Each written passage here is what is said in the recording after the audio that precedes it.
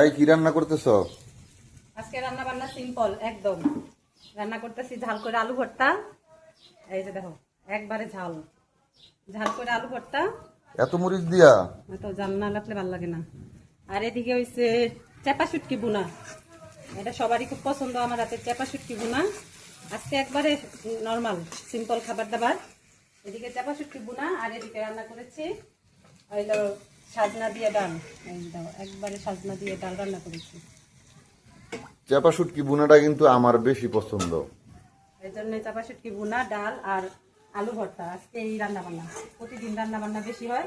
আর অনেকে আবার আমার এই কড়াইটা নিয়ে কমেন্ট করবো, জানো কইবো কি আপা আপনি কি আর কোনো কড়াই নাই, আপনি এই কালো কড়াই দিয়ে কেন রান্না করেন?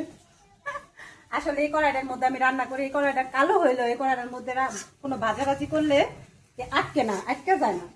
এর জন্য এই কড়াইটার মধ্যে আমার রান্না করতে ভালো লাগে, এর জন্য এই কড়াইটা আমি ফালাই না, এই কড়াইয়ের মধ্যে আমি রান্না করি শুটকি বুনাটা। তারপর আবার কাঁচামরিচ দিয়া কাঁচামরিচের শুটকি বুনা। আজকে কাঁচামরিচের শুটকি বুনা, আলু ভর্তা, ডাল। এই আজকে আমাদের রান্না বান্না খাবার দাবারের আয়োজন।